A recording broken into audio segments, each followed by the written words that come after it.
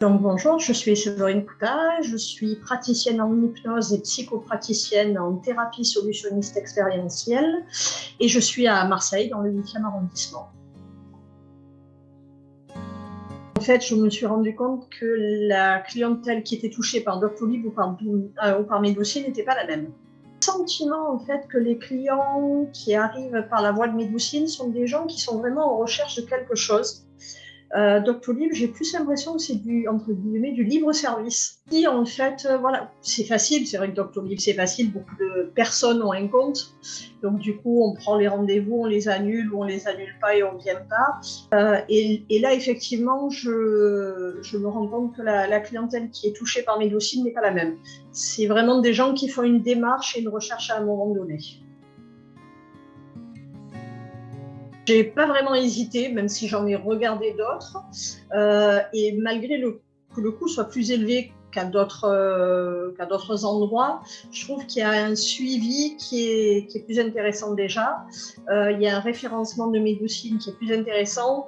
Et je trouvais qu'après Doctolib, c'était quand même le site qui était le plus connu pour rechercher des praticiens de médecine non conventionnelle, on va dire, ou de pratiques non conventionnelles.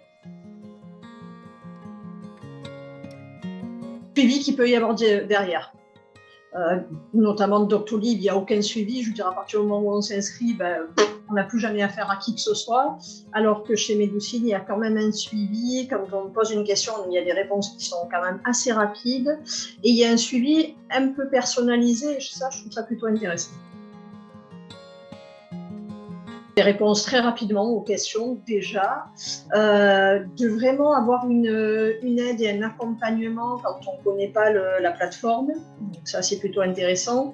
Je pense que la prise de photos, même si au départ ça peut paraître un peu fastidieux, la prise de photos par des professionnels, je trouve que c'est plutôt intéressant. Ça met vraiment en valeur le lieu et tout ce qu'il peut y avoir autour. Que voilà, il est très accompagné, contrairement à Doctolib. Il y a un accompagnement qui se fait vraiment de bout en bout et ça, c'est plutôt très intéressant et c'est plutôt appréciable. Ça permet de faire connaître les différentes professions qu'il peut y avoir dans toutes les médecines douces, en fait, parce que bien souvent, les gens ne connaissent pas, et le fait d'avoir une présentation qui soit assez détaillée permet aux gens de voir ce qu'il en est et d'avoir déjà une première idée de ce à quoi il faut qu'ils s'attendent lors d'une séance.